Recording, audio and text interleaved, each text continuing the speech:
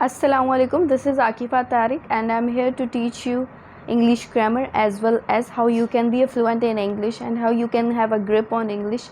अगर आप English में fluent होना चाहते हैं as well as if you want to be persistent at your writing, essay writing, vocabulary and speaking skills, तो मैं आपको बोलूँगी कि आपको ये वीडियो ज़रूर देखनी चाहिए. I don't want to make you a cram, I don't want to do a cramming in your exams. मैं just ये चाहती हूँ कि आप लोग लॉन्ग लास्टिंगली इसको सीखें और करें. जैसे हम लोगों ने इंग्लिश ग्रामर में जो फर्स्ट लेक्चर था वो हम लोगों ने ये किया था कि हम लोगों ने पार्ट्स ऑफ स्पीच पे ग्रिप ली थी.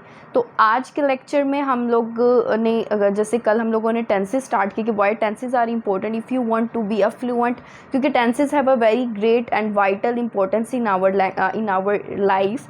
तो उसमें हम इसको स्किप नहीं कर सकते हैं. हमें जैसे कि मैंने जब स्टार्ट किया था कि मुझे फ्लुएंट होना है इंग्लिश में, तो I was just focusing on tenses. मैं टेंसेस पे बहुत ज़्यादा फोकस करें. I am not saying that कि ग्रामर में सिर्फ tenses you have to be, because in tenses you will look verbs की फॉर्म को आप देखते हैं, आप लोगों को ये पता चलता है कि आपने किस ज़माने के हिसाब से बात करनी है.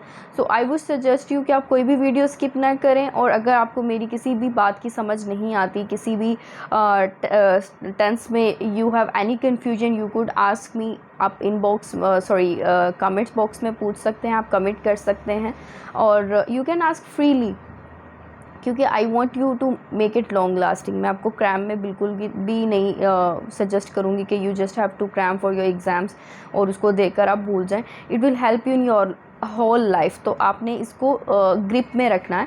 हम लोगों ने कल प्रेजेंट डेफिनेट स्टार्ट किया था और उसका हम लोगों ने सिंपल पढ़ा था. उसमें मैंने आपको बार बार एक बात जो मैं दोबारा से हाईलाइट करना चाहती हूँ, आप अगर इसे देख सकते हैं, एक बात मैं दोबारा प्रेजेंट डेफिनेट में ये हाईलाइट करना चाहती हूँ कि वहाँ पे हम लोग सिंगल जो पर्सन होता है उसके वर्ब के साथ, वर्ब मीन्स जो एक्शन है उसके साथ ES या ES लगाते हैं.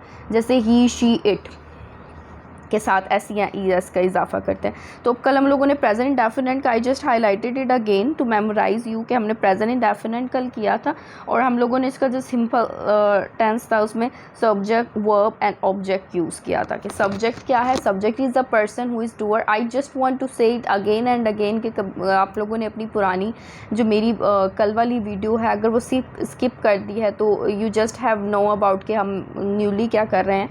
तो सब्जेक्ट होता है जो पर्सन होता है, वर्ब जो एक्शन होता है और ऑब्जेक्ट जिस पर काम किया जाता है. फॉर एग्जांपल जहाँ जाके काम किया जाता है. फॉर एग्जांपल मैं बोलूँ कि मैं स्कूल जाती हूँ, तो इसमें मैं क्या हो गया, क्योंकि मैं डूअर हूँ तो मैं I am subject.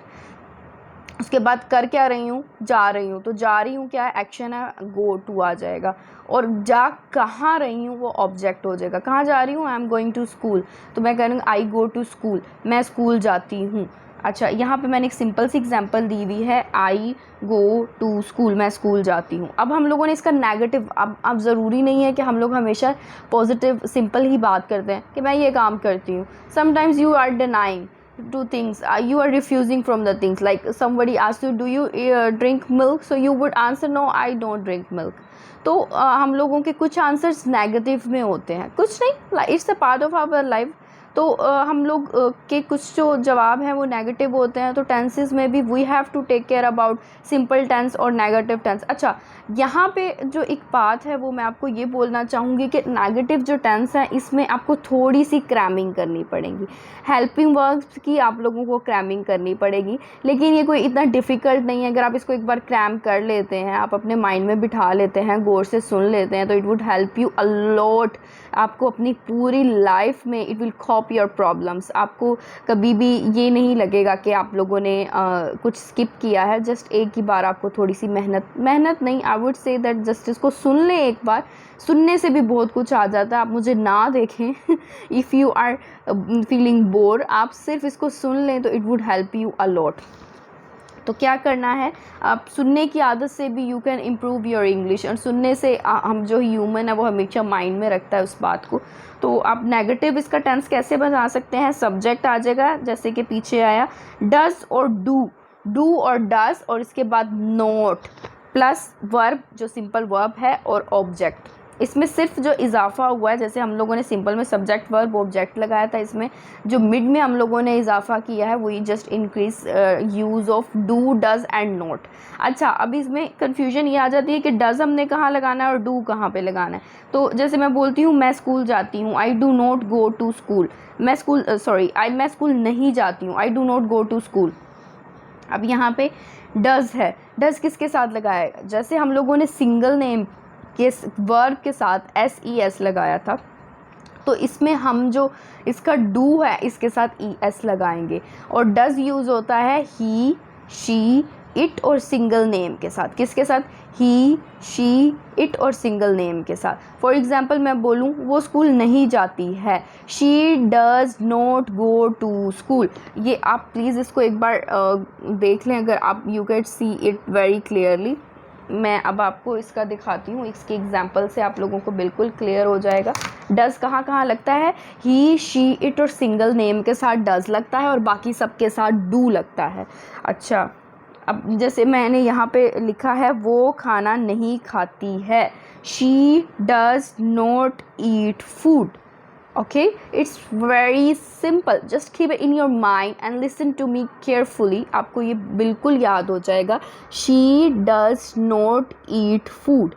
He, she, it और सिंगल नेम के साथ हम लोग does यूज़ करते हैं और डू लगाते हैं हम लोग बाकी सब के साथ। फॉर एग्ज़ाम्पल डू का मैंने यहाँ पे यूज़ किया है, हम कपड़े नहीं ख़रीदते हैं, वी डू नॉट बाय और you can use purchase clothes. अगर मैं बोलूँ वो नहीं खेलते हैं, अब यहाँ पे भी वो नहीं खेलते हैं, खेलते हैं, ठीक है। तो मतलब दे आ रहा है, they do not play games या दे डू नॉट प्ले।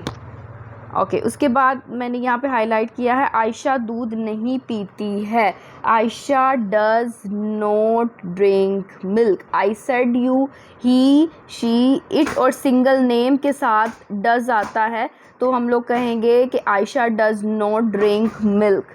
उसके बाद मम्मा खाना नहीं पकाती हैं, मम्मा डज़ नॉट कुक फूड।